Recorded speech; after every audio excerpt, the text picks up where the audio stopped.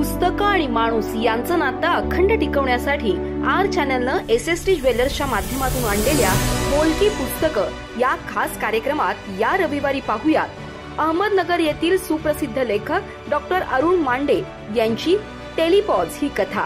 अभिवाचन सौ विशाखा जोशी. पाहायला विसरू नका आर चॅनल, सर्वांच्या घराघरात, प्रत्येकाच्या मनामनात. नमस्कार, मी विशाखा जोशी.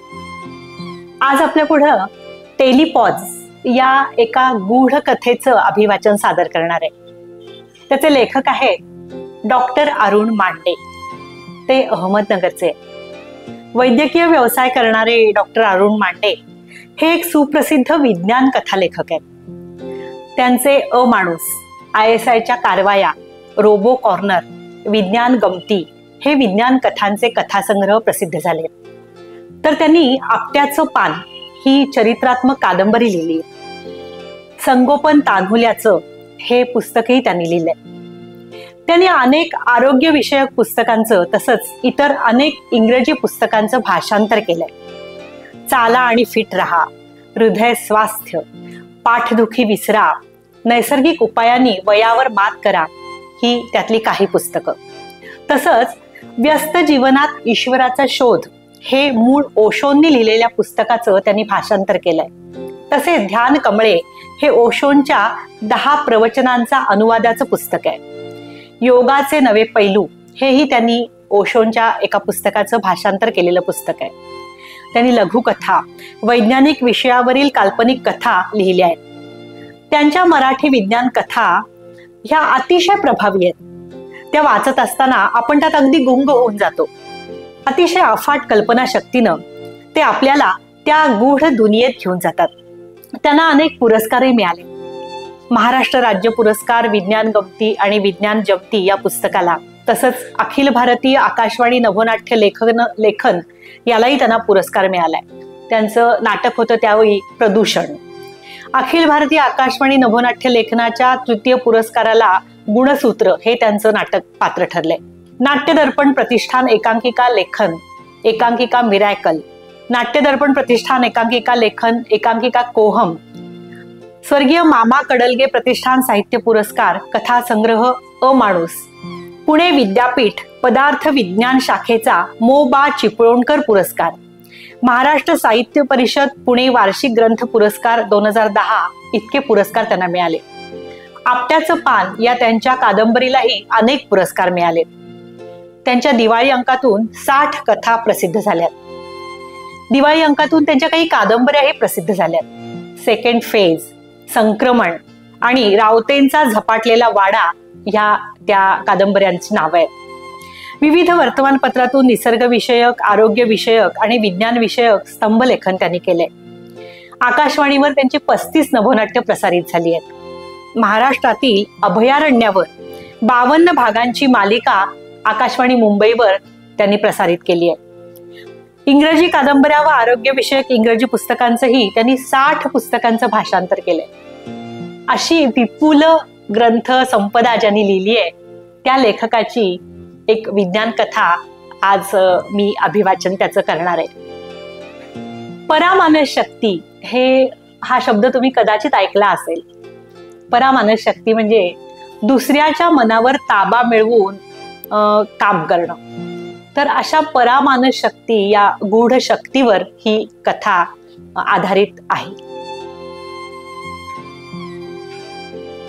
टेलिपॉज. आधी मला खूप आश्चर्य वाटलं. म्हटलं आपली काहीतरी चूक होत असेल म्हणून पुन्हा प्रयत्न केला. पण नाही. कसं शक्य आहे ते? तो माझा बॉस होता. रोज सकाळी उठल्यावर बॉसच्या मनात शिरून त्यानं सांगितलेले आदेश अंमलात आणायचे हा आता अगदी रोजचा रिवाज झाला होता. पण आज त्याच्या मनात शिरताच येत नव्हतं. जणू त्यानं आपल्या मनाची दारं बंद करून ठेवली होती. पण हे अगदीच अशक्य होतं. कारण ही सकाळची वेळ म्हणजे माझ्यासारख्या अनेक मगू म्हणजे मनोगुप्तहेर तर या मगूंशी संपर्क साधण्याची आणि त्यांना काम सांगण्याची वेळ. आमचा बॉस काम सांगण्यात अगदी वस्ताद होता. अशा सकाळच्या वेळेला तो मनाची दारं बंद करून घेईल हे अगदीच अशक्य होतं. अर्थात एक शक्यता होती, तो मेला नसेल तर. आमचं जीवन तसं क्षणभंगुरच असतं. केव्हा काय होईल काही सांगता येत नाही. म्हणून मग मी माझ्या एका सहकार्याशी संपर्क साधण्याचा प्रयत्न केला. माझ्या अंतःचक्षुसमोर तो मला दिसत होता. नुकताच आंघोळ करून तो बाहेर आला होता आणि बॉसशी संपर्क साधण्यासाठी पद्मासनात बसला होता आणि त्यानं डोळेही मिटलेले होते. मी त्याच्या मनात शिरायचा प्रयत्न केला, पण नाही, संपर्कच होत नव्हता. तो बॉसशी बोलत नव्हता हे मला माहित होतं. तेवढं मी ओळखू शकत होतो. त्याचं मन आता या क्षणी पाण्यासारखं निर्मळ होतं आणि त्याच्या तळाशी असलेल्या आदल्या दिवशीच्या त्याच्या खाजगी आठवणीही मी स्वच्छपणे वाचू शकत होतो. पण त्याच्याशी संपर्क साधता येत नव्हता. मग मी दुसऱ्या सहकार्याशी संपर्क साधण्याचा प्रयत्न केला. तो बॉसशी बोलत होता. त्या दोघांच्या विचार तरंगांची देवाणघेवाण होत होती, पण ते काय बोलत होते हे मला अजिबात कळत नव्हतं. एखाद्या अगम्य भाषेत ते दोघं बोलतायत असं मला वाटत होतं. हे तर अगदीच अशक्य होतं. मग त्या दोघांचे विचार मला का कळत नाहीये? काय झालंय? मग मी आमच्या बॉसच्या सेक्रेटरीशी संपर्क साधण्याचा प्रयत्न केला. तिचं नाव होतं मानसी. मी मानसीला शोधलं. ती घरीच होती. नुकतीच आंघोळ करून बाहेर आली होती. तिच्या अंगाचा धुंद करणारा सुगंधही मला जाणवत होता. मी तिच्या मनात शिरण्याचा प्रयत्न केला, पण तिथं काहीतरी प्रचंड वादळ होतं आणि त्याच्या केंद्रबिंदूमध्ये मला शिरता येत नव्हतं. ते चक्रीवादळ विचारांचं होतं हे उघडच होतं, पण इतक्या साध्या सुध्या मुलीच्या मनात असं विचारांचं वादळ उठायचं कारणच काय? आणि ते मला का समजू नये? मला, एका मगूला? आता मी थोडासा घाबरलो. हे काय होतंय? मला मन वाचता काय येत नाहीये. काहीतरी भानगड आहे. मी पद्मासन घालून बसलो होतो. डोळे मिटलेले होते. आम्हा मगूंना मन शांत ठेवण्याचं शास्त्रशुद्ध शिक्षणच दिलेलं असतं. मी माझ्याच मनाचा धांडोळा घेतला. मन शांत होतं, एखाद्या तळ्यासारखं. त्याच्यावर कसलेही तरंग नव्हते. तळाशी सुट्ट्या सुट्ट्या विचारांचे लहान मोठे मासे संथपणे पोहत होते. एक लहानसा मासा होता. इतरांपेक्षा तो चपळ होता, चंचल होता आणि थरथर कापत होता. हाच तो विचार, मनाला घाबरवणारा, अशांत करणारा. आता तो लहान दिसतोय, पण त्याच्याकडे जास्त लक्ष दिलं तर तो पाहता पाहता मोठा होईल आणि सगळ्या माशांना खाऊन टाकेल. त्याला तिथल्या तिथं ठेचायला हवं. मी माझं लक्ष त्याच्याकडे केंद्रित केलं. तो माझ्यापासून दूर जायचा प्रयत्न करत होता, मला टाळत होता. आता मी त्याचा पाठलाग चालूच ठेवला. मग तो अंतर्मनात शिरला आणि कुठल्या तरी एका पुरातन खडकाखाली लपून बसला. मला तो शोधता येईना. एरवी मी त्याला क्षणात शोधला असता, पण आज माझ्या कोणत्याच परामानस शक्ती काम करत नव्हत्या. मी क्षणभर तसाच बसून राहिलो. मग उठलो, सेलफोन शोधला.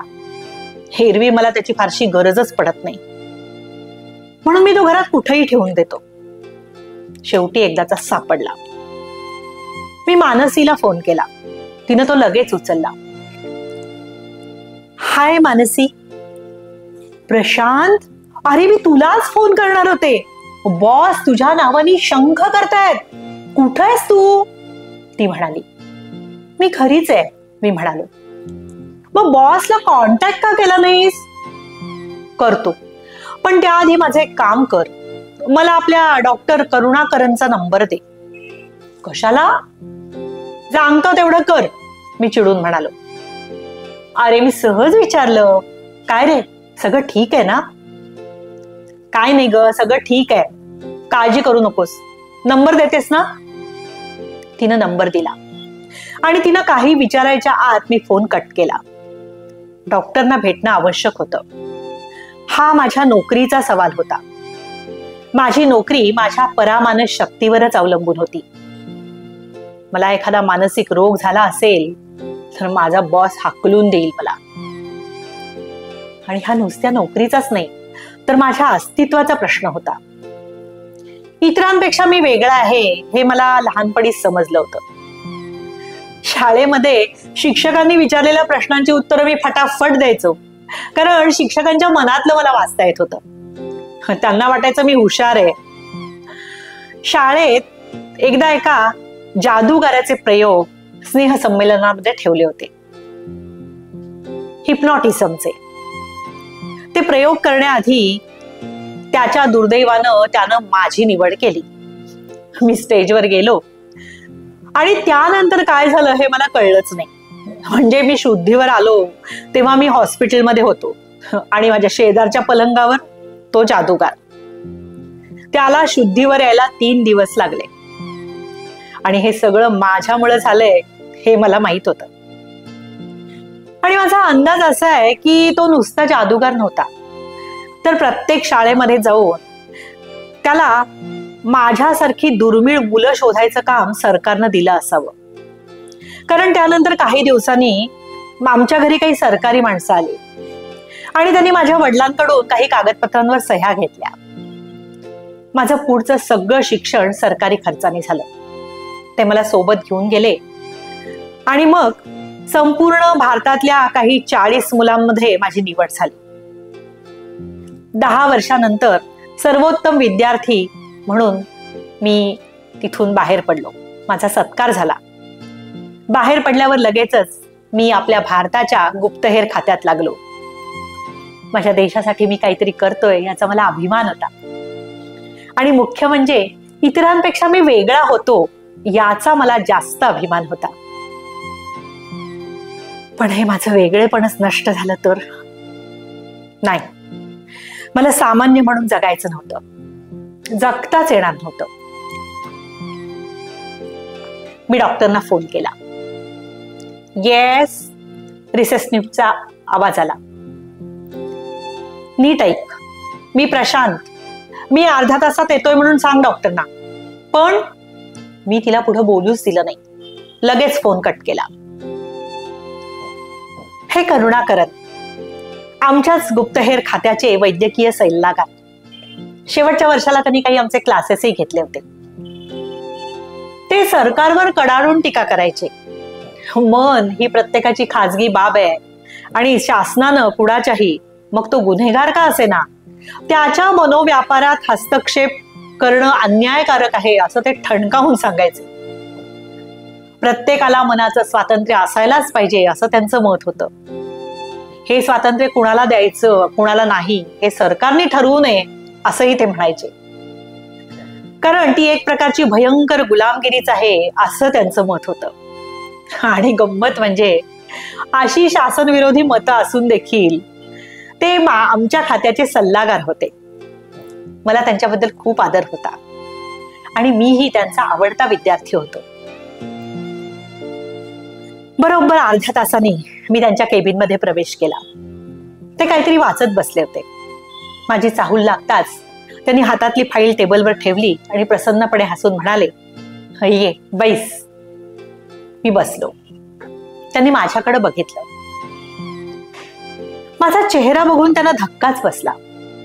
समोरची फाईल उचलून पुन्हा टेबलावर ठेवत ते म्हणाले, मी तुझीच फाईल वाचत होतो. 2च महिन्यापूर्वी मी तुझं रुटीन चेकअप केलं होतं. शारीरिक आणि मानसिक दृष्ट्या तू 100% तंदुरुस्त होतास. मग या 2 महिन्यात असं काय घडलं? त्यांनी विचारलं. 2 महिन्यात नाही डॉक्टर, आज सकाळीच घडलंय. घडलंय नाही, बिघडलंय, मी म्हणालो. सांग, मी ऐकतोय. मी सांगायला सुरुवात केली. ते अगदी आरामात बसले होते, पण ऐकता ऐकता ते एकदम ताठ झाले. त्यांच्या डोळ्यामधलं आणि चेहऱ्यावरचं भीतीचं सावट ओळखण्यासाठी मनात शिरण्याची काही गरज नव्हती. कोणालाही ते सहज ओळखता आलं असतं. काय झालं मी विचारलं. त्यांनी माझ्या प्रश्नाचं उत्तर दिलं नाही. थरथरत्या हाताने त्यांनी इंटरकॉमचं बटन दाबलं आणि सेक्रेटरीला सांगितलं, हे बघ, दुपारच्या माझ्या सगळ्या अपॉइंटमेंट्स कॅन्सल कर आणि त्यांना उद्या सकाळी यायला सांग. मग त्यांनी पुन्हा माझ्याकडे बघितलं.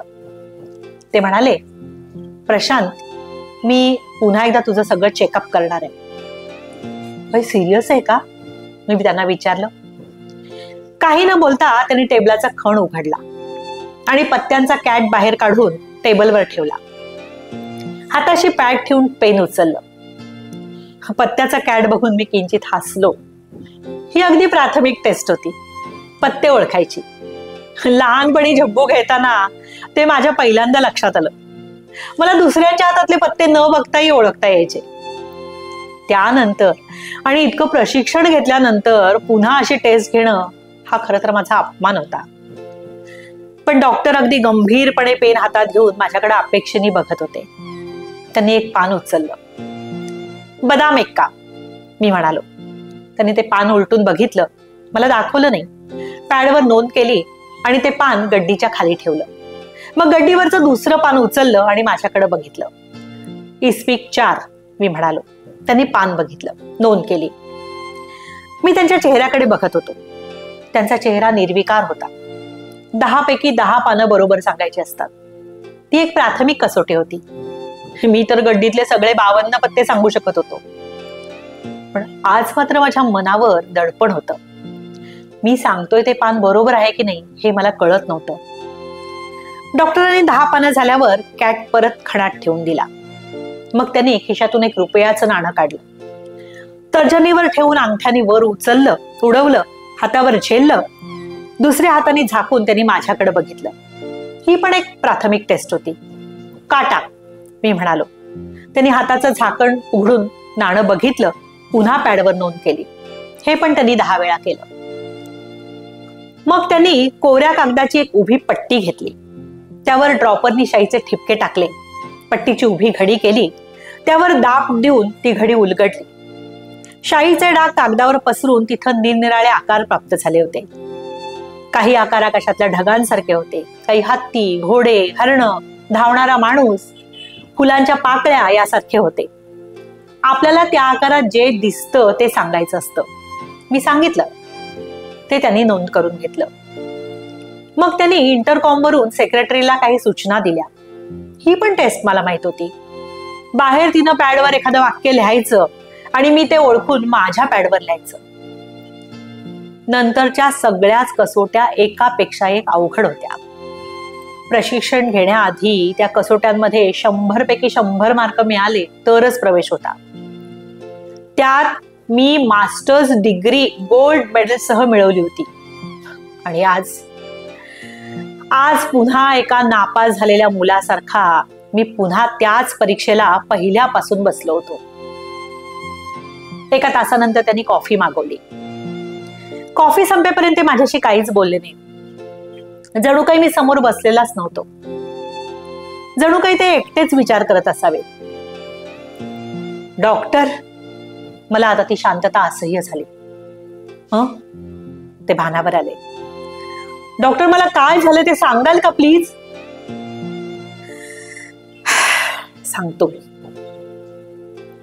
पण आधी मला सांग, डिपार्टमेंटनं तुझ्यावर एवढ्यात कोणती कामगिरी सोपवली होती का? हो, मी म्हणालो. सांगण्यासारखी आहे? म्हणजे नियमाचा भंग होत नसेल तर सांग. नाही सर, आता ते तुम्हाला सांगायला काहीच हरकत नाही. उलट मी ती अगदी अभिमानाने आणि आनंदाने सांगेन, कारण त्याचं सगळं श्रेय तुम्हाला आहे.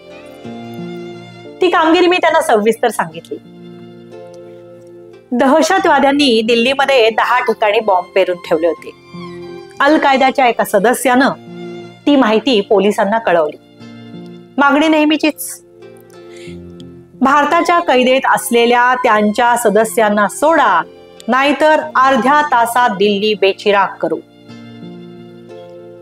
अर्ध्या तासात 10 बॉम्ब शोधून काढणं अगदीच अशक्य होतं. पोलिसांनी ते प्रकरण सरळ आमच्या खात्याकडे दिलं आणि खात्यानं ती जबाबदारी माझ्यावर सोपवली. माझ्या जागी दुसरा कोणी असता तर बॉम्ब कुठं पेरून ठेवले ते शोधण्यासाठी मनाने दिल्ली फिरत बसला असता. तसं पण शोधता येतं, नाही असं नाही, पण त्याला खूप वेळ लागतो आणि तो आमच्याकडं तोच कमी होता. मी आधी अल कायद्याच्या माणसानं दिलेल्या धमकीचं रेकॉर्डिंग ऐकलं. त्या आवाजाचा माग काढून त्या माणसापर्यंत पोहोचलो. त्याच्या मनात 10 ठिकाणाची नोंद होतीच. हे काम फक्त 1 मिनिटाचं होतं, पण त्यासाठी मला 15 मिनिटं लागली. त्याला कारणही तसंच होतं.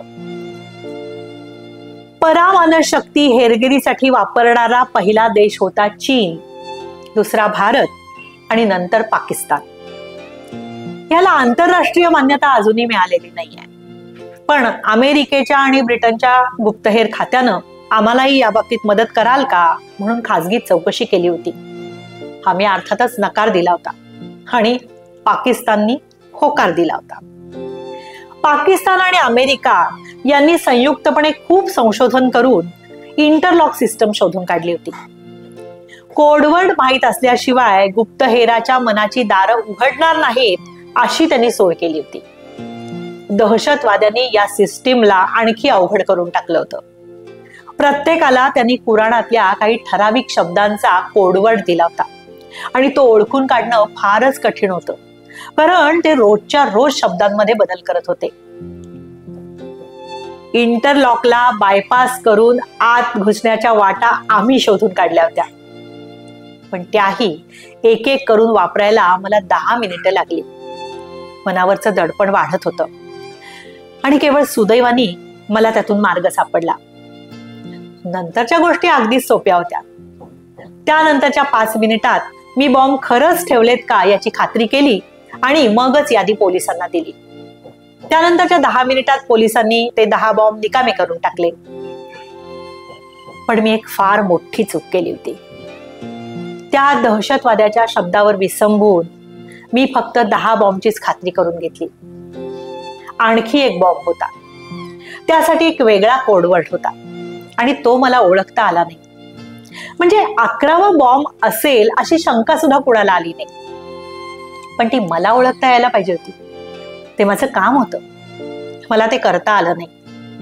कदाचित मनावर फार दडपण होतं म्हणून असेल, पण हे काही समर्थन योग्य नाही ना. मग आमच्यासारख्या मगूंचा काय उपयोग. तो बॉम्ब चांदणी चौकातल्या एका पराठा हाऊसमध्ये ठेवलेला होता. सुदैवानं तो एका खवय्याच्या लक्षात आला आणि त्यानं पोलिसांना ते कळवलं. त्याच्या जागरूकतेमुळं फार मोठी हानी टळली. पण माझ्यावर ठपका बसला तो बसलाच. माझ्या बॉसनी मला पाठीशी घातलं म्हणून मी वाचलो. हे सगळं सांगत असताना सुद्धा मला खूप अपराधासारखं वाटत होतं. डॉक्टरांनी माझं सगळं ऐकून घेतलं आणि मग ते म्हणाले, हेच कारण आहे. म्हणजे तुझ्या मनात अपराधाची भावना आहे, शिवाय तुला या प्रकरणामुळं मानसिक थकवा आलाय. बस एवढंच कारण? मी विचारलं. मला वाटलं एखादा भयंकर मानसिक रोग झालाय की काय मला. मग आता याच्यावर उपाय काय? तुला विश्रांतीची गरज आहे. मी सगळा रिपोर्ट तुझ्या बॉसला कळवणारच आहे आणि तुला 1 महिन्याची रजा मंजूर करावी अशी ही शिफारस देणार आहे, ते म्हणाले. मग त्यांनी पॅडवर काहीतरी लिहिलं आणि पान फाडून माझ्या हातात देत ते म्हणाले, मी काही औषधं लिहून दिली आहेत, ती नियमितपणे घेत जा. मी तो कागद हातात घेतला आणि मला धक्काच बसला. त्या कागदावर औषधं लिहिलेलीच नव्हती. 10 आकडी नंबर होता. उघडच आहे, तो मोबाईल नंबर होता. मी काही बोलणार तेवढ्यात त्यांनी ओठावर बोट ठेवून मला गप्प राहायला सांगितलं. याचा अर्थ केबिनमध्ये छुपे मायक्रोफोन बसवलेले होते. पण कशासाठी आणि कोणी? डॉक्टरांनी कागदावरच्या सेल नंबरवर बोट ठेवून जरा मोठ्यानंच म्हटलं, या गोळ्या रात्री 8 वाजता घ्यायच्या, समजलं? मला समजलं. मी रात्री 8 वाजता त्या नंबरवर फोन केला. अर्थात माझ्या सेलफोनवरून नाही, पब्लिक बूथवरून. पहिल्याच रिंगला डॉक्टरनी फोन उचलला. डॉक्टर ही काय भानगड आहे? मी विचारलं. हे बघ, फोनवर सांगता येत नाही. मला दालचिनीमध्ये भेट बरोबर 9 वाजता. माहितीये ना हॉटेल कुठे आहे ते? त्यांनी विचारलं. मला माहित होतं ते हॉटेल. मी येतो म्हणालो. पण लक्षात ठेव, सावध राहा, तुझा पाठलाग होण्याची शक्यता आहे. आणि त्यांनी फोन बंद केला. डॉक्टरांच्या आवाजात तणाव होता. त्यांचं वागणं गूढ वाटत होतं आणि बोलणं तर त्याहूनही गूढ वाटत होतं. डॉक्टर आमच्या मगू खात्याचे सल्लागार असले तरी त्यांनी आमच्यासारखं फील्ड वर्क केल्याचं किंवा करत असल्याचं मला माहित नव्हतं. पण आजचं त्यांचं वागणं एखाद्या गुप्तहेरासारखं होतं. काय सांगायचं असेल त्यांना मला? मी मन केंद्रित करून डॉक्टरांच्या मनात शिरण्याचा प्रयत्न केला आणि मला आश्चर्याचा धक्काच बसला. त्यांचे विचार कडी कुलपात बंद केलेले होते. कोडवर्ड असल्याशिवाय आत शिरता येत नव्हतं. याचा अर्थ 2च शक्यता होत्या. एकतर ते कुणाच्या तरी प्रभावाखाली काम करत होते किंवा माझ्या मानसशक्ती क्षीण झाल्या होत्या. त्यांनी मला त्याचं कारणही सांगितलं होतं ना, मानसिक थकवा. मला एखादा गंभीर आजार तर झाला नसेल? सायकोसिस सारखा? सायकोसिस म्हणजे मनाचा कॅन्सर, हळूहळू मनाला पोखरून टाकणारा. मी मुळासकट हादरलो. पण तसं काही असतं तर त्यांनी मला कल्पना दिली असती. हॉटेलमध्ये कशाला बोलवलं असतं? त्यांना काहीतरी वेगळं सांगायचं असेल का? पण काय? हॉटेलमध्ये जायच्या आधी मी ऑफिसला फोन केला. सुदैवानी बॉस ऑफिसमध्येच होता. माझा आवाज ऐकताच तो ओरडला, अरे दिवसभर तू होतास कुठं? आणि केव्हापासून मी तुला कॉन्टॅक्ट करायचा प्रयत्न करतोय. काय झालंय तुला? आणि फोनवर का बोलतोयस? माझा फोनवर अजिबात विश्वास नाही, माहितीये ना तुला. ताबडतोब ऑफिसला ये, एक महत्वाची कामगिरी आलीये.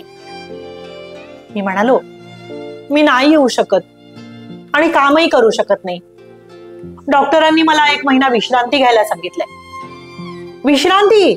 आणि अशा क्रायसिसच्या वेळी? अरे हे काम तुझ्याशिवाय दुसरं कोणीच करू शकत नाही. एका डबल एजंटला पकडायचंय, बॉस म्हणाला. मग त्यानं विचारलं, काय झालंय तुला? मग मी सगळं ते त्याला सांगितलं आणि डॉक्टरांनी हॉटेलमध्ये बोलवल्याचंही सांगितलं. बॉस हसला, म्हणाला, काही काळजी करू नकोस, सगळं ठीक होईल. पण सावध राहा. डॉक्टर काय म्हणतायत ते लक्षात आलंय माझ्या. काय म्हणतायत? मी विचारलं. ते तुला फोनवर सांगून उपयोगाचं नाही, तू जाऊन ये आणि मग मला भेट, असं म्हणून त्यानं फोन ठेवून दिला. बॉस का हसला ते मला कळलं नाही. मी डॉक्टरना भेटायला निघालो. स्टेशनवर उतरल्यावर आणि बाहेर आल्यावर मला अस्वस्थ वाटायला लागलं. माझा नक्कीच कोणीतरी पाठलाग करतंय असं मला वाटायला लागलं. त्याची खात्री करून घेण्यासाठी मी बाहेर आल्यावर चालायला लागलो. 2-3 स्टॉप नंतर बांद्रा स्टँडची बस पकडावी असा विचार केला. मग मी उगीचाच रस्ता ओलांडला. एका ठिकाणी कारण नसताना बुटांना पॉलिश करून घेतलं. बुकेच्या दुकानासमोर रेंगाळलो. विंडो शॉपिंग करताना मला असं कळलं की खरंच माझा पाठलाग होतोय. त्या काचेतून मला माझ्यापासून काही अंतरावर एक जण दिसला. तो मी स्टेशन मधून बाहेर पडल्यापासून माझा मागावर आहे हे माझ्या लक्षात आलं. मग मी पुन्हा चालायला लागलो. मला आणखी एक जण दिसला. तो माझा पुढून पाठलाग करत होता. आणखी एक माणूस माझा पाठलाग करत होता. माझ्या उजव्या बाजूनी, रस्त्याच्या पलीकडच्या बाजूनी तो फुटपाथ वरून चालत होता. बराच वेळ समांतर चालल्यावर हे माझ्या लक्षात आलं. आता मात्र मी घाबरलो. या तिघांना चकवणं अवघड होतं, पण अशक्य नव्हतं. चोराला जसा चोराच्या वाटा माहिती असतात तशाच गुप्तहेराला गुप्तहेराच्या वाट्या माहिती असतात. 2-3 वेळा एका बसमधून दुसऱ्या बसमध्ये, मग टॅक्सीमध्ये, मग नंतर अचानक चालत्या टॅक्सीमधून उडी घेऊन पुन्हा चालत्या बसमध्ये मी चढलो आणि त्या तिघांना चकवलं आणि बँडस्टँडवर आलो. दालचिनी हॉटेलमध्ये पोहोचलो. आत शिरल्यावर मी डॉक्टरना शोधलं. ते एका कोपऱ्यातल्या टेबलापाशी बसून माझीच वाट बघत होते. मी त्यांच्यासमोर जाऊन बसलो. ओठाला लावलेला ग्लास खाली ठेवत त्यांनी विचारलं, तुला उशीर का झाला? माझा पाठलाग होत होता, त्यांना चुकून येताना उशीर झाला, मी म्हणालो. ओह, म्हणजे माझा रिपोर्ट त्यांना पोचलेला दिसतोय, ते हताशपणे म्हणाले. त्यांना म्हणजे कुणाला? म्हणजे तुझ्या बॉसला, ते म्हणाले. त्याचा आणि पाठलागाचा काय संबंध? मी विचारलं. तुझ्या बॉसनी तुला मारायला मारेकरी पाठवलेत. काय? मी जरा मोठ्यानेच ओरडलो. हॉटेलमधले सगळे माझ्याकडे वळून बघायला लागले. हे बघून मी जरा हळू आवाजात म्हणालो, इम्पॉसिबल, तुमचा काहीतरी गैरसमज होतोय. माझा बॉस मला कशाला ठार मारेल? कारणच काय? कारण आहे ना, म्हणून तर. काय कारण आहे? सांगतो, जरा शांत बस. काय घेणार? मी शॅम्पेन घेतोय. तुला काय हवंय? त्यांनी विचारलं. आम्हाला हे चालत नाही. आमच्या ईपी पॉवर्सवर त्याचा परिणाम होतो. तुम्हीच सांगितले आम्हाला, आणि आज तुम्हीच विचारताय? नवलच आहे, मी म्हणालो. तुला आता घ्यायला हरकत नाही. आता म्हणजे? ते बराच वेळ ग्लास मधल्या शॅम्पेनकडे बघत राहिले. मग मान खाली ठेवून माझ्याकडे न बघता म्हणाले, सॉरी प्रशांत, तुला हे सांगायला मला फार वाईट वाटतंय, पण तुला आता तुझ्या पॉवर्स कधीच वापरता येणार नाहीत. वापरता येणार नाही म्हणजे का? मी घाबरून विचारलं. कारण तुला टेलिपॉज झालाय. पण तुम्ही तर मला दवाखान्यात सांगितलं होतं की काही झालं नाही म्हणून. मानसिक थकवा आलाय, विश्रांती घेतली की बरं होईल. हो, सांगितलं होतं. ते तुझ्या बॉसने ऐकावं म्हणून. मला ही बातमी तुला आधी सांगायची होती, तुला सावध करायला. पण तू गेल्यावर तुझ्या बॉसचा मला फोन आला आणि तुझ्याबद्दलचा रिपोर्ट त्याला ताबडतोब मला पाठवायला सांगितला, आणि त्यामुळे माझा नाईलाज झाला. तुला टेलिपॉज झालाय हे मला रिपोर्ट मधनं सांगावंच लागलं. टेलिपॉज म्हणजे काय? म्हणजे कसं सांगू? हे सांगणं फार अवघड आहे. पण असं बघ, बायकांची 40शी उलटली की त्यांची मासिक पाळी कायमची बंद होते. त्याला मेनोपॉज म्हणतात. तसं याला टेलिपॉज म्हणतात. पण माझं वय तर 25च आहे आणि मी पुरुष आहे. मला हा बायकांचा रोग कसा होईल? मी म्हटलं. अरे, मेनोपॉज हे तुला समजून सांगण्यासाठी उदाहरण दिलं. त्याचा शब्दशः अर्थ घेऊ नकोस. मेनोपॉज ही शारीरिक अवस्था आहे, तर टेलिपॉज ही मानसिक अवस्था आहे, आणि ती नैसर्गिक असते. तो एक काही रोग नाही. तुमच्यासारख्यांना ही अवस्था कधीतरी येतेच, पण त्यात वयाचा काही संबंध नसतो. हे सगळं ठीक आहे, पण आता माझं काय होणार आहे सांगा. खरं म्हणजे त्यांनी जे सांगितलं त्यातलं मला काहीही कळलं नव्हतं. तुझ्या परामानस शक्ती हळूहळू क्षीण होत आहेत. त्या पूर्णपणे केव्हाही नष्ट होतील. आज, उद्या, परवा किंवा एका महिन्याने, पण त्या नष्ट होणार हे नक्की, ते म्हणाले. अरे बापरे, मग माझं कसं होणार? आजपर्यंत तू असामान्य होतास, आता तू इतरांसारखा सामान्य होशील, ते शाप दिल्यासारखं ओरडले. नाही नाही, मी म्हणालो. माझी कितीतरी स्वप्न होती. मगू म्हणून माझी नुकतीच कुठे सुरुवात झाली होती. कितीतरी गोष्टी मला शिकायच्या होत्या. आज मी एकावेळी एकाच माणसाशी संपर्क साधू शकत होतो. माझा बॉस एका वेळेला अनेक माणसांशी संपर्क साधू शकत होता. ते शिकायचं होतं मला. एवढंच नाही, अजून कितीतरी गोष्टी. मानसिक शक्तीनं एखादी वस्तू उचलणं, मनोवेगानं एका ठिकाणाहून दुसऱ्या ठिकाणाकडे जाणं, दुसऱ्याचं शरीर आणि मन ताब्यात घेणं, कितीतरी गोष्टी आहेत. पण या टेलिपॉज मुळे. नाही नाही डॉक्टर, असं म्हणू नका. यावर काही उपाय नाही का? मी कळवळून विचारलं. आहे, पण तो भारतात नाही. मग कुठे आहे? चीनमध्ये. त्यांनी यावर उपाय शोधून काढलाय, डॉक्टर म्हणाले. ठीक आहे, मी जाईन चीनला.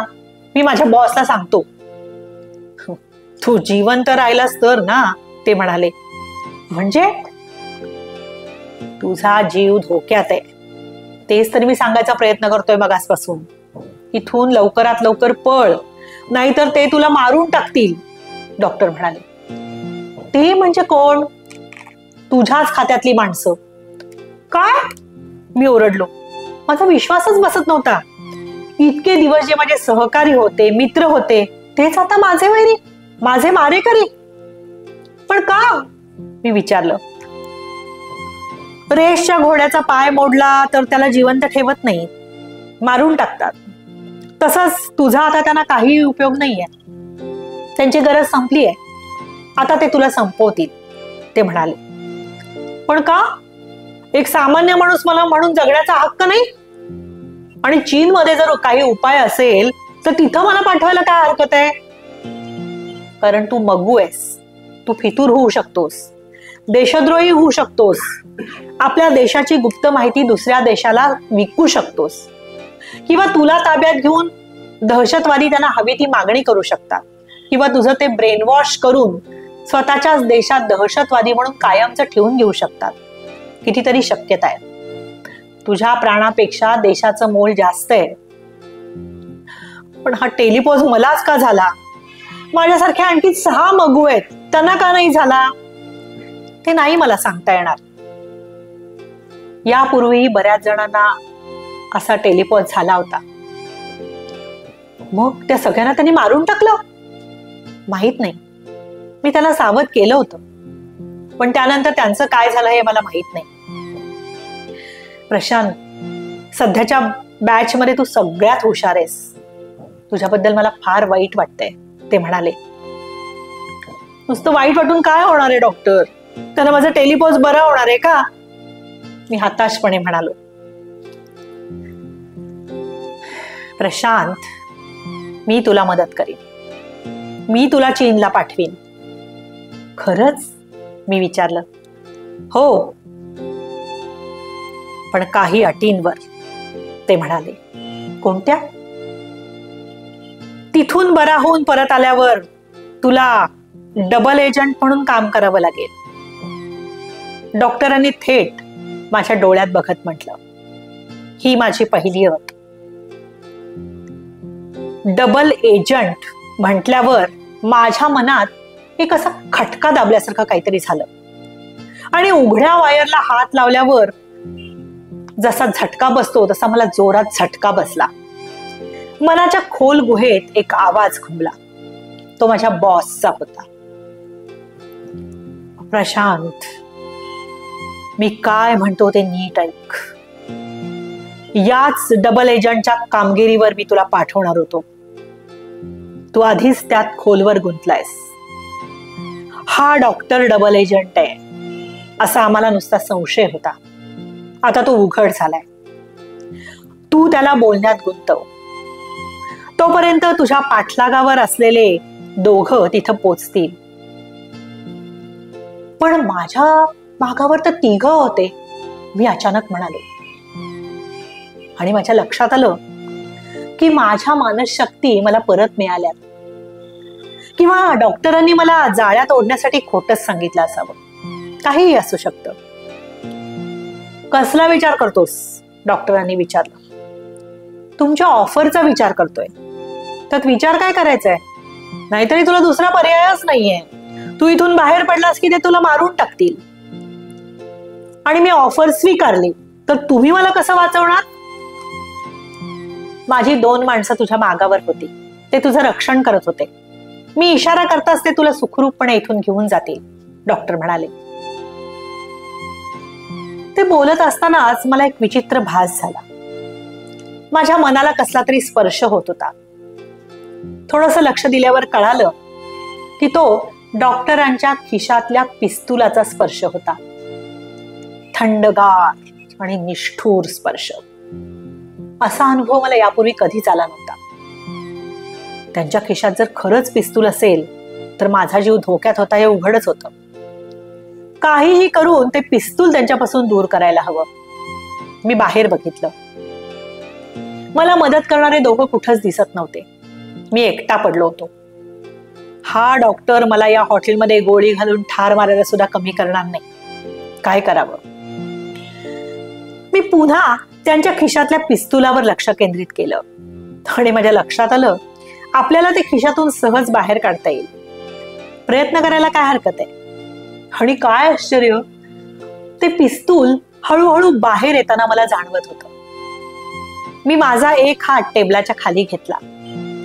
ते पिस्तूल हवेतून तरंगत तरंगत टेबला खालून अलगत माझ्या हातात आलं.